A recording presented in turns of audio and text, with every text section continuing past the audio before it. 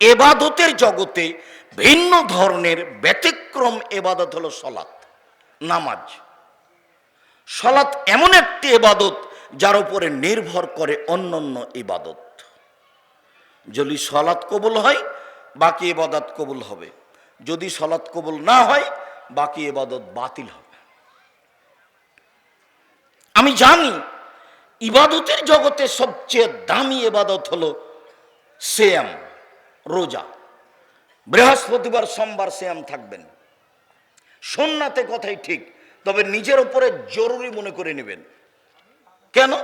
বৃহস্পতিবার সোমবার রিপোর্ট পেশ করা হয়, আপনার রিপোর্টটা যখন উপরে দেওয়া হবে তখন আল্লাহ দেখবে যে সিয়াম, রোজা আছে, এইটা ফলাফল সবচেয়ে ভালো।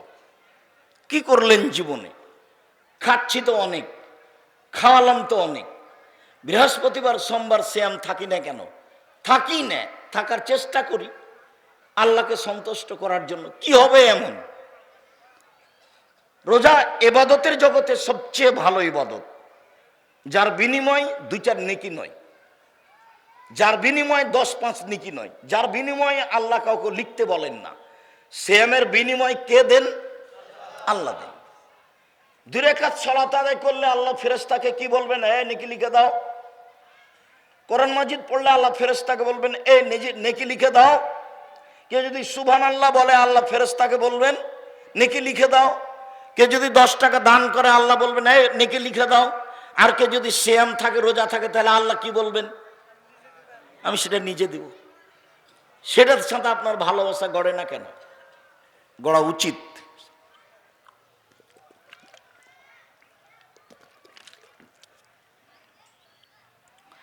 ইবাদতের জগতে সবচেয়ে দামি ইবাদত সিয়াম,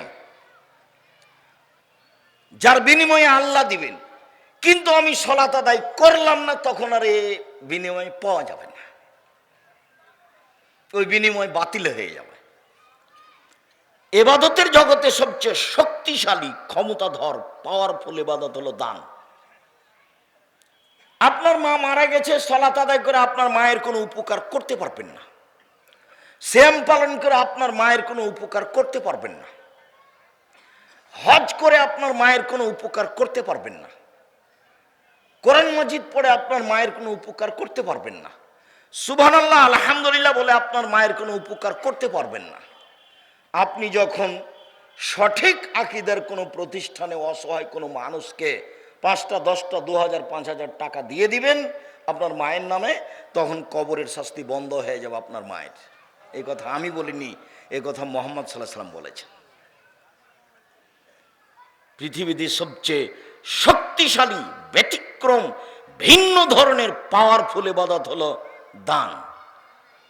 আপনি দান করলেন অনেক, কিন্তু আপনি নামাজ পড়েন না, সালাত আদায় করেন না, তখন আল্লাহ এটা কেটে দিবেন। তাহলে ইবাদতের জগতে সবচেয়ে ভিন্ন ব্যতিক্রম ইবাদত হলো সালাত, যার উপরে নির্ভর করে অন্যান্য ইবাদত। দেখুন, আবু হুরায়রা রাদিয়াল্লাহু তাআলা আনহু বলেন, রাসূল সাল্লাল্লাহু আলাইহি ওয়াসাল্লাম বলেছেন, আউয়াল মা ইউহাসাবু বিহিল আবদু ইয়াউমাল কিয়ামাহ সালাহ।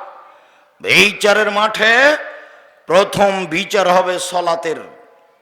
ফাইন সালাহাত সালাহু সায়রা আমালিহি, যদি তার সালাত কবুল হয় সব ইবাদত কবুল হবে। ওয়াইন ফাসাদাত ফাসাদা সায়রা আমালিহি, যদি তার সালাত না থাকে তাহলে সব ইবাদত বাতিল হবে। এ কথা মুহাম্মদ সাল্লাল্লাহু আলাইহি ওয়াসাল্লাম বলেন। 2টা বই আছে, একটা বইয়ের নাম উপদেশ, সেখানেও পাবেন। একটা বইয়ের নাম সালাত, রাসূল সাল্লাল্লাহু আলাইহি ওয়াসাল্লামের সালাত, বানাম প্রচলিত সালাত।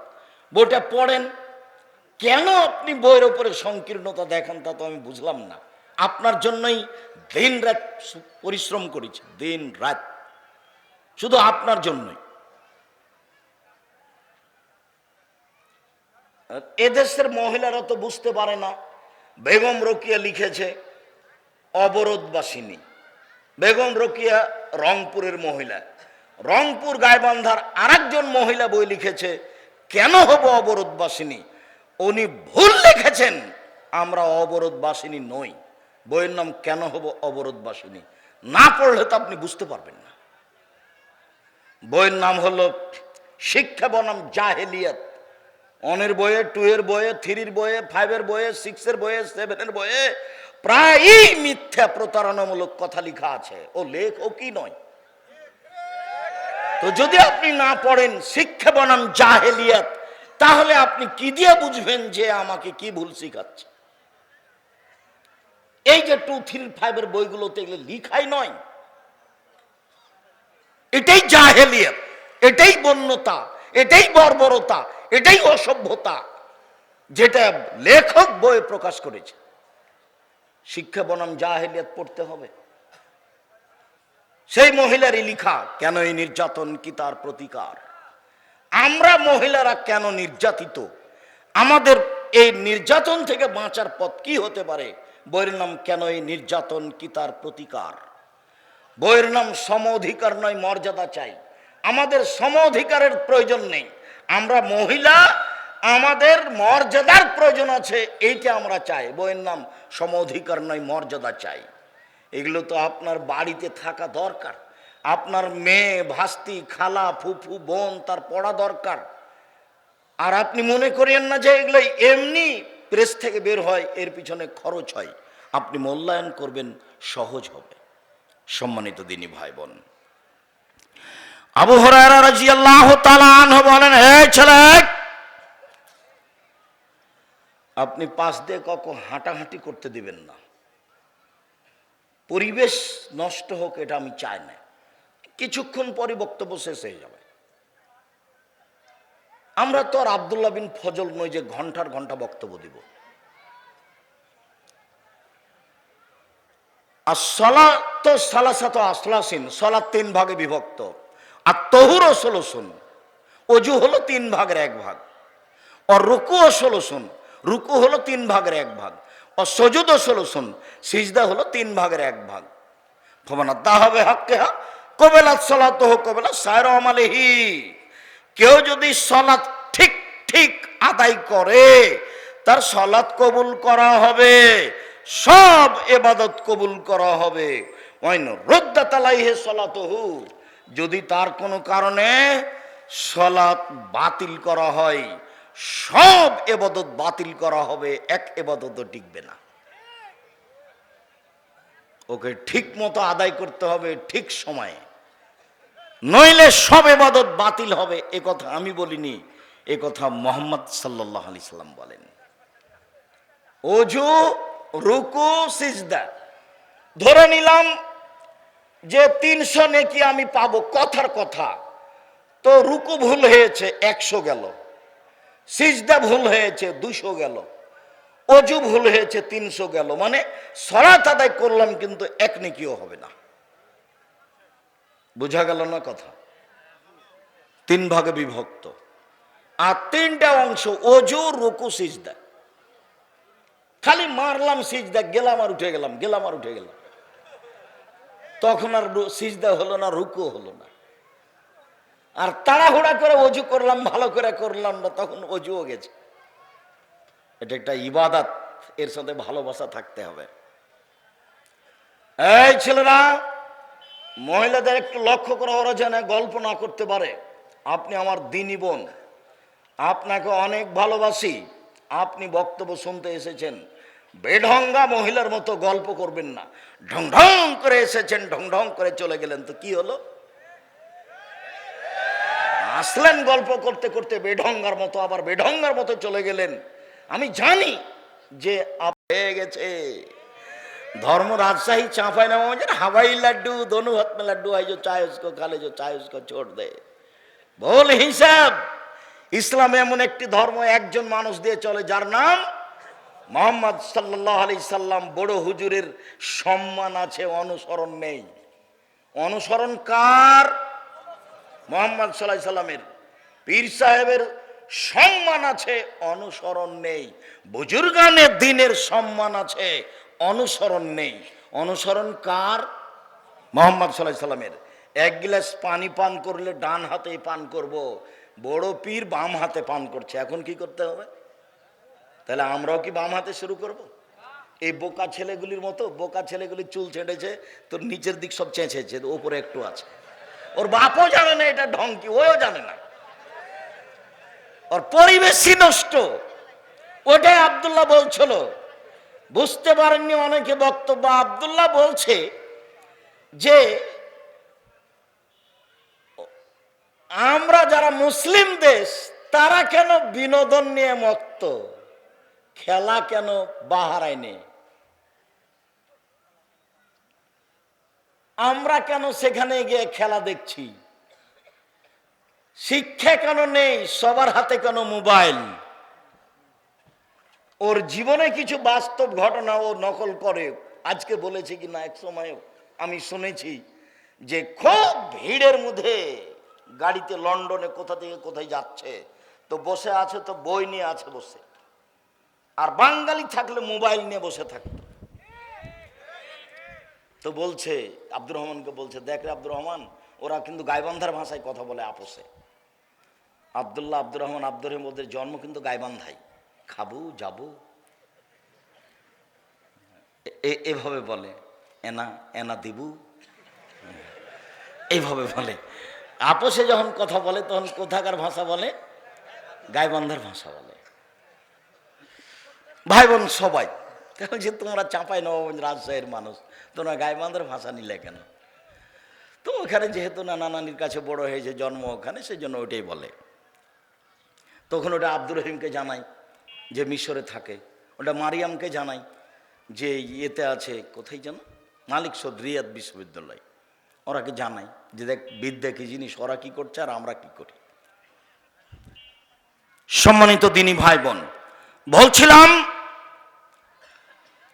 মহান আল্লাহ বলেন বিশেষভাবে আসরের সালাত ঠিক ঠিক সময় মতো আদায় করো। সংক্ষিপ্ত বিবরণ বুঝলাম, সালাত আদায় করতেই হবে। ওযু করে সালাত আদায় করতে হয়, পানি নেই। তায়াম্মুম করে সালাত আদায় করতে হবে, মাটি নেই। বিনা ওযুতে বিনা তায়াম্মুমে সালাত আদায় করতে হবে। কেবলার দিকে মুখ করে সালাত আদায় করতে হয়, কেবলা বোঝা যায় না, কেবলা ছাড়াই সালাত আদায় করতে হবে। দাঁড়িয়ে সালাত আদায় করতে হয়, দাঁড়িয়ে থাকা যায় না। বসে থেকে সালাত আদায় করতে হবে, বসে থাকা যায় না। শুয়ে থেকে সালাত আদায় করতে হবে, কেবলার দিকে পা করে শুয়ে যেতে হবে। যেভাবে সহজ, সালাত আদায় করতেই হবে। পরিষ্কার কাপড় পরে সালাত আদায় করতে হয়, পরিষ্কার কাপড় নেই, যে কাপড় পরে আছে তাতে পেশাব পায়খানা লেগে আছে, এই কাপড় পরেই সালাত আদায় করতে হবে। পরিষ্কার অপরিষ্কার কোনো কাপড়ই নেই। কথার কথা এমন এক জায়গাতে আছি যেখানে পরনে কোনো কাপড় নেই, উলঙ্গ অবস্থায় আছি, এই উলঙ্গ অবস্থাতেই সালাত আদায় করতে হবে। তাই তো কোনো এক সময় বলা হয়েছিল যে মার্কিন সৈন্য মুসলিম দেশে ঢোকে, যেমন গাঁজার কথা বলছি, ওরা ক্ষমতা দেখিয়ে মুসলিম মহিলাকে বলছে উলঙ্গ অবস্থায় আমার সামনে হাঁটো। এই সময়ে যদি সালাতের টাইম হয়ে যায়, এই উলঙ্গ মুসলিম মহিলাকে মার্কিন এই শয়তানদের সামনেও তাকে সালাত আদায় করতেই হবে, যে কোনো মূল্যে করতেই হবে। পৃথিবীতে এমন কোনো পরিস্থিতি নেই যেই সময়ে সালাত মাপ। পৃথিবীতে এমন কোনো জায়গা নেই যে সময়ে সালাত মাপ। মহিলাদের হায়েজ ব্যতীত কোনো পরিস্থিতি নাই পৃথিবীতে। শত্রু তাড়া দিয়েছে, দৌড়িয়ে চলে যাচ্ছেন, সালাতের টাইম পার হয়ে চলে যাচ্ছে, আপনি ওই সময়তে ওইভাবেই সালাত আদায় করুন। শিকল ধরে আছেন গাড়ির, ঠেলে ঠেল মানে না, সালাতের টাইম পার হয়ে যাচ্ছে, ওইভাবেই সালাত আদায় করবেন। পৃথিবীর ব্যতিক্রম এবাদত সালাত। সব এবাদত অসুবিধা বুঝে, সিয়াম বুঝে, রোজা অসুস্থ পরে করেন, হজ বুঝে এবছর করেন না সামনে বছর করেন, যাকাত দুদিন আগে দিয়ে দেন, দুদিন পরে দেন, সমস্যা নেই। ব্যতিক্রম এবাদত সালাত। উপস্থিত বৈঠকের দিনই মুসলিম ভাই ও বোন, হে মেঘ, কথা বলছো কেন? তুমি একটা মহিলা মানুষ, শরম পাও না? একবারে মুখ বন্ধ করে থাকবেন। আর একজন মহিলা যদি আপনার গায়ের উপর দিয়ে চলে যায়, তবে আপনি মুখ খুলবেন না। আপনার জন্য সালাত জরুরি। দেখুন আল্লাহ নবী বলছেন মহিলারা যদি 4টা কাজ করতে পারে জান্নাতের সব দরজা খোলা, তখন সালাত আছে। এই দেখেন, 1 5 ওয়াক্ত সালাত, 2 রমজান মাসের সিয়াম রোজা, 3 স্বামীকে মেনে চলা, 4 জেনায় লিপ্ত না হওয়া। 4টা কাজ করবে জান্নাতের সব দরজা খোলা, তার মধ্যে সালাত আছে। 1 সালাত, 2 রোজা সিয়াম, 3 স্বামীকে মেনে চলা। তিতা লাগলেও মানতে হবে, মিঠা লাগলেও মানতে হবে। এইভাবে মাস মাস সপ্তাহ সপ্তাহ কথা বন্ধ করে থাকা যাবে না। দুনিয়ায় অনেক বড়, আপনি খোলা তালাক নিয়ে চলে যান, কোনো সমস্যা নেই। স্বামী জমিদার হোক না হলে ফকির হোক, চেয়ারম্যান মেম্বারকে বলেন ভাত খাবো না, একটা খোলা তালাক করে নেন, তার কাছে তালাকনামাটা পৌঁছে দিয়ে বাড়ি চলে যান, কোনো সমস্যা নেই। আপনার এই অধিকার আল্লাহ রাসূল দিয়ে রেখেছে। কিন্তু অধীনে থাকবেন আর খাওয়ার সময়তে বলবেন মেয়েকে তোর বাপকে ভাত দিয়ে, বৌমাকে বলবেন তোমার শ্বশুরকে পানি দিয়ে আস। কোন সময় যদি জানো 1 গ্লাস পানি নিয়ে, তো থেক্কস করে রেখে ভাবে চলে যাবেন। ওটা তো আব্দুর রাজাক সাহেব, আমাদেরকে অত তুচ্ছ করে বলিয়েন না, আমার স্বামীরও মুখ খারাপ, আমি এটা বুঝলাম। আল্লাহ নবী বলছেন সবচেয়ে ভালো মানুষ সেই যে স্ত্রীর কাছে ভালো, সবচেয়ে বদ কমিনা সেই যে স্ত্রীর কাছে খারাপ। কখনো স্ত্রীকে কটু কথা বলবেন না। রাসূল সাল্লাল্লাহু আলাইহি ওয়াসাল্লাম বলছেন স্বামীর জন্য 5টা জিনিস লাগে। 1, তার মানে ও স্বামী। 1, যে মানের নিজে খায় সে মানের বউকে খাওয়ায়। 2, যে মানের নিজে কাপড় পরে সে মানের বউকে পরায়। 3, বউকে কটু কথা বলে না। বউকে কটু কথা বলতে হবে না। বলতে হবে না তোমার ঠোঁটটা মোটা, বলতে হবে না তোমার রংটা কালো। একবার যদি ঠোঁট মোটা বলেন 10 বছর ভালোবাসবে না। এমনি তো কম বুদ্ধির মানুষ, সব সময় প্রশংসা করেন, সারা রাত পা টিপে দিবে। প্রশংসা প্রিয় মানুষ। আল্লাহ রাসূল বলছেন কটু কথা বলবেন না, দাঁতটা উঁচায় কথা বলবেন না। বলবেন তোমার মতো কোনো মেয়ে দেখি না, তুমি সবচেয়ে আমার কাছে ভালো, তোমার চাল চলনে আমি খুবই খুশি। কটু কথা বলবেন না, মুখের উপরে মারবেন না, নিজের বাড়ি ছাড়া কোথাও যেতে দিবেন না। ফুফুর বাড়ি যেতে পারে না, খালার বাড়ি যেতে পারে না, মায়ের বাড়ি যেতে পারে না, এখানে সেখানে যেতে পারে না, হাট বাজারে যেতে পারে না। কাপুরুষের স্ত্রী যেতে পারে। আমরা তো জীবনও হাট বাজারে যাই না, তা আমরা তো বেঁচে আছি। কই, আমাদের তো চলে। আমার ছাত্র জীবন থেকে নিয়ে এখন পর্যন্ত আমি কোনোদিন চায়ের স্টলে বসিনি। প্রতিষ্ঠানের ভিতরে, জামিয়া সালেফের ডাঙ্গিপাড়ার ভিতরে আছে, প্রতিষ্ঠানের ভিতরে আছে চায়ের স্টল, দোকান। ওখানে গেলেও তাড়াহুড়া করে বলে হুজুর আসেন, একটু বসেন বসেন বসেন। ও তো মনে করছে যে আমাদের বস এসছে, তাহলে একটু বসতে বলি, কি দেবো বলেন। আমি বলছি, না তুমি ফাঁকি দিও না, ভালো করে জিনিস বানায়। ছেলেরা যদি অভিযোগ দেয় তাহলে কিন্তু তুমি থাকতে পাবে না। ছেলেদের অভিযোগই গ্রহণ হবে, তুমি আবার ভুল বুঝিও না আমাকে।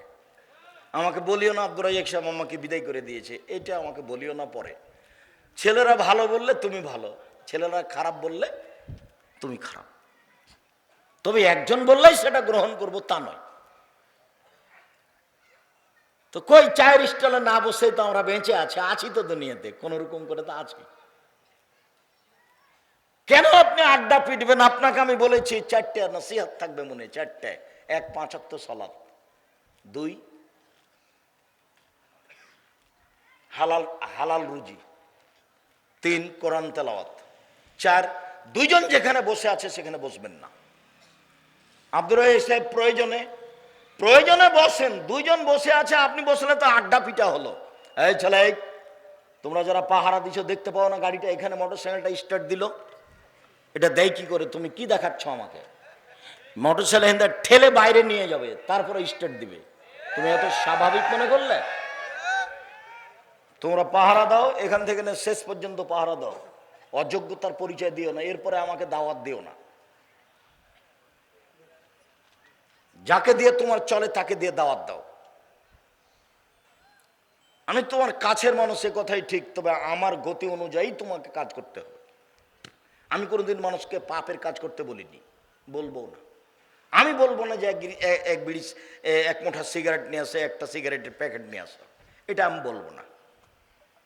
আমি বলবো, নবী বলেছেন জনগণকে বসতে বলো, আমি বসতে বলছি। আল্লাহ রসুল দাঁড়িয়ে থাকা অবস্থায় কথা বলতেন না, বসতে বলতেন, আমি তাই বলছি। একটা মানুষ এসে বলছে মাথা সাত কিয়ামত কবে হবে, তা আল্লাহ রসুল কিছু বললেন না, নিজের কথা বলছেন। বলতে বলতে যখন কথা শেষ হয়ে গেল, আমরা সাহাবী মনে করলাম ওর উপরে রাগ করেছে, কই ওর উত্তর তো তিনি দিলেন না, ওর উপরে রাগ করেছে। তা আল্লাহ রসুল কথা যখন শেষ করলেন 5-7 মিনিট 10 মিনিট পরে, তখন বলছে কে জিজ্ঞাসাকারী, কিয়ামত সম্পর্কে কে জিজ্ঞাসা করলো? জি আমি। ও তুমি কিয়ামত সম্পর্কে জিজ্ঞাসা করলে? এদা দইয়াতিল আমানাত ফান্দাজের ইসাত, যেদিন 10-এর পয়সা ধ্বংস হবে সেদিন কিয়ামত হবে। তখনও তো পল্লীর বেদুইন অশিক্ষিত মানুষ, ও বলছে কাইফা ইয়াতুহা, 10-এর পয়সা কিভাবে ধ্বংস হয় এটা যে বুঝতে পারলাম না। তখন আল্লাহ রসুল বলছেন এই যা উচ্ছেদাল আমরে এলা গাইরে আহলিহি ফান্দাজের ইসাত, যখন দায়িত্ব অযোগ্য মানুষের হাতে দেওয়া হবে, হেড মাওলানা অযোগ্য, হেডমাস্টার অযোগ্য, প্রিন্সিপাল অযোগ্য, চেয়ারম্যান অযোগ্য, মেম্বার অযোগ্য, এমপি অযোগ্য, মন্ত্রী অযোগ্য, ডিসি অযোগ্য, এডিসি অযোগ্য, জেল সুপার অযোগ্য, মসজিদের সভাপতি অযোগ্য, মাইরা খায়। সেদিন কিয়ামত এমনিতেই হবে। আমি যে কারণে বুখারী মুসলিমের হাদিস পেশ করলাম সেটা বুঝতে পারেননি। আল্লাহ রসুল যে কথা বলছিলেন সাহাবীদের সামনে, একটা লোক এসে বলল যে কিয়ামত কবে হবে, আল্লাহ রসুল তাৎক্ষণিক তার উত্তর দিলেন না। তার মানে কথার জন্য পরিবেশ নষ্ট না হয়। এবার তুমি বলো এখানে স্টেট দেওয়াটা ঠিক না বেঠিক? তোমার বক্তাও বুঝে না, শ্রোতাও বুঝে না। বইটা লিখেছিলাম বক্তা শ্রোতার পরিচয় আপনার জন্যই, তা আমি লেখলাম, আপনি পড়লেন না, তা আমি তো আর কিছু করতে পারবো না। আমি জাতির সামনে বক্তব্য দিচ্ছি 90 সাল থেকে, মিডিয়া আছে সামনে, কিন্তু আপনি গ্রহণ করলেন না, তখন তার আমি কিছু আপনার উপকার করতে পারলাম না। আমি তো আপনার উপকার চাচ্ছিলাম, আমি তো চেষ্টা চালাচ্ছি। যে কোনো মূল্যেই সালাত আদায় করতে হবে, তাই তো আল্লাহ রাসূল বলছেন মাওলাদাকুম বিসসালাতুহুম আবনাসাবিসিনা, তোমরা তোমাদের ছেলে মেয়েকে সালাত আদায় করতে বললো 7 বছর বয়সে, পিটিয়ে সালাত আদায় করাও 10 বছর বয়সে। 15 বছর বয়সে সালাত আদায় করে না, তখনও বাপ বেঁচে আছে, কথা মিথ্যে। 15 বছর বয়সে হয়ে গেছে, মেয়ের সালাত আদায় করে না, তখনও বাপ বলছে আমি বাপ, এ কথা তার ঠিক নয়। বাপ হলে আসলেই বাপ হতে হবে শিষ্টাচারের, নীতির, নিয়মের। উপার্জন করে খাওয়ায় মূলত তার নাম বাপ নয়। সব সময় বাচ্চাদের উপরে পাহারা দেয় বাপ মা, তার নাম বাপ মা। রাজুল সাইয়্যিদ ফি আহলি বাইত, বাপ হলো বাড়ির কর্তা। অলমারাতু সাইয়্যিদা, মা হলো বাড়ির কর্ত্রী। নিজের কাজ করে যে তাকে বলে কর্মী, অপরের কাজ দেখে যে তাকে বলে কর্তা। নিজের কাজ করে যে তাকে বলে কর্মী, অপরের কাজ দেখে যে তাকে বলে কর্তা। আল্লাহর নবী বলছেন স্বামী হচ্ছে কর্তা আর স্ত্রী হচ্ছে কর্ত্রী। তো নিজে নামাজ পড়ে, ছেলেরাকে বলে না, বলেন তো ও কি কর্তা? ও নিজে বোরখা পরে আছে, মেয়েটা ক্লাস 10-এ পড়ে, ও ল্যাংটা হয়ে এসছে, ও কি কর্ত্রী? ও কি মা? ও খালা। আর আপনি হচ্ছেন সৎ বাপ। কষ্ট পেয়ে কোনো লাভ নেই। বাপ হলে ভালোবাসার ছেলে মেয়ের উপরে দিতে হবে। যা চাইলো তাই দিয়ে দিলাম, তার নাম ভালোবাসা নয়। ক্লাস 10-এ পড়ে মেয়েটা, তার হাতে বড় মোবাইল, বাপে দিয়েছে, আদর করে দিয়েছে। ছেলে 4-5-এ পড়ে, তার হাতে বড় মোবাইল, মানে মোবাইলের আর একটা অর্থ হলো জেনা। প্রত্যেক বড় মোবাইলে ল্যাংটা মেয়ে নাচে, যতবার ল্যাংটা মেয়ে নাচে ততবার জেনা হয়। আল্লাহ নবী বলছেন আইনানে তাজনিনে যে নহমন নাজরো, 2 চোখের জেনা হচ্ছে চোখ দিয়ে দেখা। ওলোজনানে যে নহমল ইস্তেমাও, 2 কানের জেনা হচ্ছে কান দিয়ে শোনা। ওয়ালিয়াদ জেনা হাল বাদশ, হাতের জেনা হচ্ছে হাত দিয়ে ধরা। জেনা রিজলাল মাসি, পায়ের জেনা হচ্ছে এই পথে চলা। জেনাল কালতা তোমানা তাস্তাহি, অন্তরের জেনা হচ্ছে এই পরিকল্পনা করা। জেনাল লেসানা নুতক, জিহ্বার জেনা হচ্ছে এই বিষয়ে কথা বলা। দেখেন পুরো মোবাইলের শুরু থেকে শেষ পর্যন্ত জেনা। এখানে এমনও যুবক বসে আছে যে ঘন্টার ঘন্টা বেটি ছেলের সাথে কথা বলে, ঘন্টার ঘন্টা প্রেমের গল্প করে, মাও জানে বাপও জানে। আর বাপ মা দেখতে পাচ্ছে যে আমার ছেলের দুই কানে কি লাগা আছে, ইয়ারফোন লাগা আছে, ও বাপ ছি। আপনি কেন বাপ? কিসের বাপ আপনি? চাঁপাইনবাবগঞ্জের ভাষাতে ডুবে মারা উচিত, মানে এ বাপ থাকার চেয়ে না থাকাই ভালো। যে বাপ ছেলে মেয়ের উপকারে আসে, এই কানে কি রে, আমি বাপ, ও আমার বাড়িতে থাকে, আমার জমি জায়গা চাষ করে খাই, ক্ষমতা দেখান। টাকা হারিয়ে আসলে তো খুবই রাগ করেন। সকাল 10টার সময়তে বেগুন নিয়ে ডেকেছেন মা ইয়েতে বাজারে, 12টার সময় গেছে। সকালে বেগুন ছিল 20 টাকা কেজি, যখন 12টা বেজেছে তখন 15 টাকা কেজি হয়ে গেছে। এই যে বাপ খেপে গেছে। তাহলে বাপের হোঁশ বুদ্ধি কি আছে? ঠিকই আছে। সম্মানিত দিনী ভাই বোন, রাসূল সাল্লাল্লাহু আলাইহি সাল্লাম বলেন, যে ব্যক্তি সালাত আদায় করে না সে হলো কাফের। বাইনাল আবদ ওয়া বাইনাল কুফরি তারকুস সালাহ। মুসলমান আর কাফেরের মধ্যে পার্থক্য হচ্ছে সালাত ছেড়ে দেওয়া। রাসূল সাল্লাল্লাহু আলাইহি সাল্লাম বলেন, মান তারাকা সালাতা মুতাআম্মিদান ফাকাদ কাফারা। কেউ যদি ইচ্ছাকৃত সালাত ছেড়ে দেয় তাহলে সে কাফের। রাসূল সাল্লাল্লাহু আলাইহি সাল্লাম বলেন, যারা রাসূলের পদ্ধতিতে সালাত আদায় করে না তাদের অবস্থা কি? তারাও কাফের, তাদের সালাত কবুল হয় না। একজন পল্লীর মানুষ মসজিদে ঢুকে সালাত আদায় করলো, আল্লাহ রাসূলকে সালাম দিল, আল্লাহ রাসূল বললেন তুমি সালাত আদায় করো, তুমি করনি। লোকটি আবার সালাত আদায় করলো, আল্লাহ রাসূল বললেন তুমি সালাত আদায় করো, তুমি করনি। লোকটা আবার সালাত আদায় করলো, আল্লাহ রাসূল বললেন তুমি সালাত আদায় করো, তুমি করনি। লোকটি বলল এর চেয়ে আমি ভালো করে সালাত আদায় করতে পারবো না, তাহলে শিখিয়ে দেন।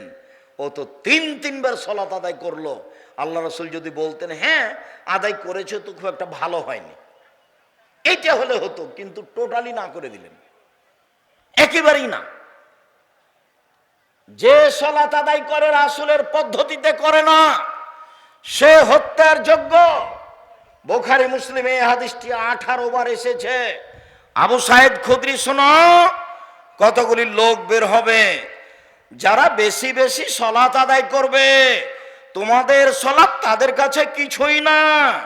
তারা বেশি বেশি সিয়াম পালন করবে, তোমাদের সিয়াম তাদের কাছে কিছুই না। তারা বেশি বেশি তাসবিহ তাহলিল করবে, তোমাদের তাসবিহ তাহলিল তাদের কাছে কিছুই না। তারা বেশি বেশি দান খায়রাত করবে, তোমাদের দান খায়রাত তাদের কাছে কিছুই না। শোনো, তাদের কণ্ঠনালীর নিচে তাদের কোরআন যাবে না।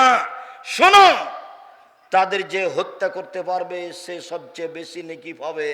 তোমরা তাদেরকে পেলে আজ সামুদের মতো করে, আদের মতো করে হত্যা করো। শোনো, ওদের যারা হত্যা করতে পারবে তারা সবচেয়ে বেশি নেকি পাবে। এক শ্রেণীর নামাজি হত্যার যোগ্য, এক শ্রেণীর রোজাদার হত্যার যোগ্য, এক শ্রেণীর তাসবিহ তাহলিলকারী হত্যার যোগ্য। তাসবিহ দানায় তাসবিহ টিপে 1000 দানার তাসবিহ, আবার মেশিনে এভাবে তাসবিহ টিপছে। আঙ্গুলে তাসবিহ গণনা করতে হবে, আঙ্গুলে। আঙ্গুল বিচারের মাঠে কথা বলবে।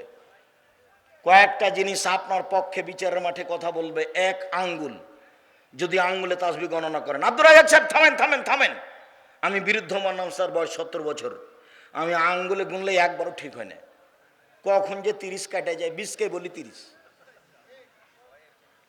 আপনার মরা পর্যন্ত যদি একদিনও ঠিক না হয়